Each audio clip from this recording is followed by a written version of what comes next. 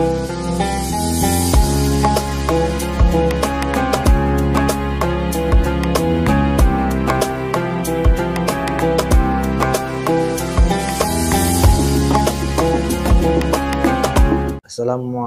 warahmatullahi wabarakatuh. Pak Tuan Guru, saya Aditya dari Lendang Luar, KLU, ya, Lombok Utara. Waalaikumsalam warahmatullahi wabarakatuh. Izin bertanya, ada dua pertanyaannya. Satu, apakah seseorang yang bertato mungkin ya pakai O, dengan tato di sini dia pakai U ya, tato mungkin ya, tato permanen ketika mau bersuci, baik berwudu atau mandi junub ya, karena tatonya menghalangi masuknya air. Apakah ditambah dengan bertayamum? Tidak ada seperti itu ya, yang saya tahu apa ya, kalau bertato, pertama hukum tato haram.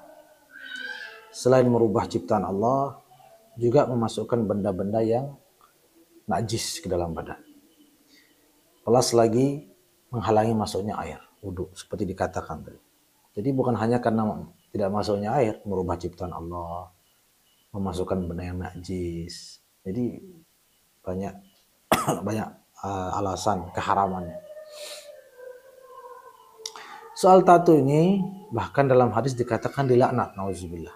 Dalam hadis Nabi mengatakan itu terkutuk, itu terlaknat. Nauzubillah min zalik. Ini sekarang soal solusi saja. Kalau sudah terlanjur bagaimana? Kalau sudah terlanjur ya kata ulama hilangkan walaupun dengan cara melukainya. Ya gimana lagi, itu resiko. Kecuali jika memang dengan menghilangkannya akan membuat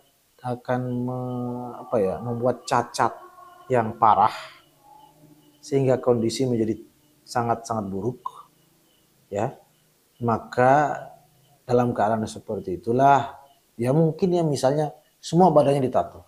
Ya kalau semuanya ya mungkin nanti akan merusak dan dia atau mungkin membuat penyakit yang membuat dia jadi lemah atau cacat seperti itu. Ya mungkin keadaan seperti itu kata ulama ya sudah tidak harus dihilangkan, namun memperbanyak taubat saja, beristighfar dan bertobat kepada Allah Subhanahu wa taala.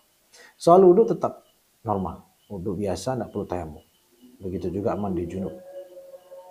Ya, tapi dalam keadaan tadi yang sudah tidak bisa dihilangkan. Tapi sekarang ini kan sudah makin canggih ya, ada laser, ada apa, Allah alam, saya nggak pernah banyak mengkaji tentang itu.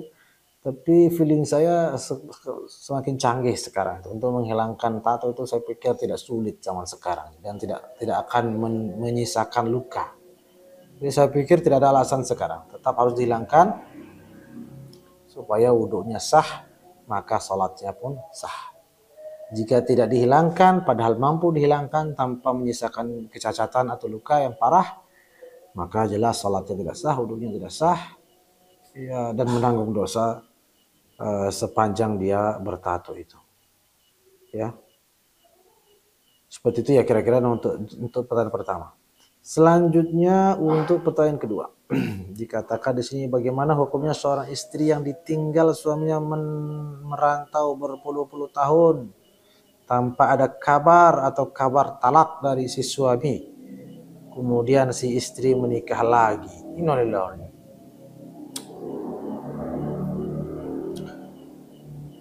Mengenai mafqud namanya, kalau dalam kitab fikih itu ada istilah mafqud. Mafqud itu ya seperti ini, jadi sang suami pergi, hilang, tidak kembali bertahun-tahun lamanya. Itu pembahasannya yang panjang dan termasuk diperselisihkan. Ada yang menentukan batas sekian tahun atau bahkan sekian bulan. Jika melewati tempo tertentu, sang wanita boleh menggugat atau meminta cerai dan lain sebagainya. Tapi pada umumnya, terutama dalam mazhab Syafi'i, Allahu alam, nanti bisa di cross check lagi, tapi selama ini kesimpulannya saja. selama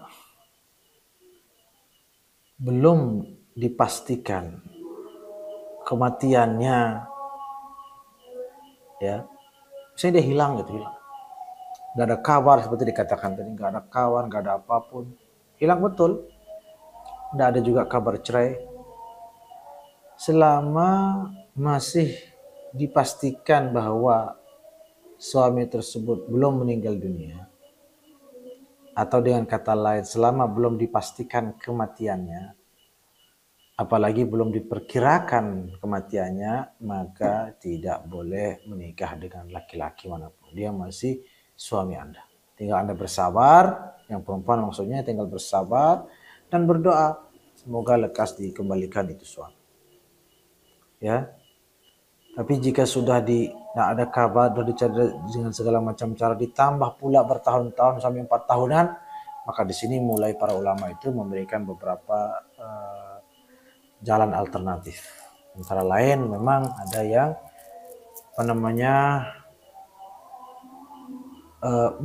mengajukan pengaduan terkait kondisi tersebut ke pengadilan, alias kantor urusan agama lah. Pergi ke sana, laporkan, adukan begini. Nanti hakim yang menentukan. Setelah dikaji betul, ditelaah kondisi yang sebenarnya. Nah, jika hakim memutuskan iya Anda sudah bebas dari laki-laki itu, maka barulah si wanita itu boleh menikah dengan laki-laki lain. Nah, pertanyaan sekarang. Memang tidak ditanyakan di sini, tapi karena dibahas oleh para ulama sangat detail dalam masalah ini. Katakan wanita ini sudah menikah, tiba-tiba datang itu suami yang hilang itu. Nah, itu bagaimana ceritanya?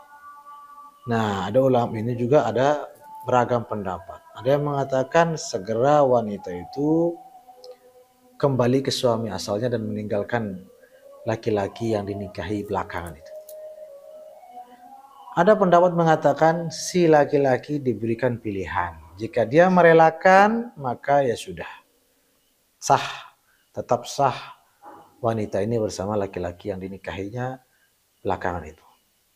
Tapi jika laki-laki tidak merelakan, maka segera ditinggalkan laki-laki yang dinikahinya itu dan kembali kepada suaminya yang hilang tersebut, yang sudah kembali. Kira-kira seperti itulah perbincangan para ulama kita, yang supaya tidak bingung dengan banyak pendapat tadi, datang saja ke KUA tadi, ya, agar terselesaikan dengan baik dan sebagaimana mestinya, karena kondisi setiap kasus itu belum tentu sama setiap kasus, ya. Bisa jadi nantilah di KUA atau di pengadilan yang akan mempertimbangkan bagaimana sebaiknya penanganan yang harus diambil.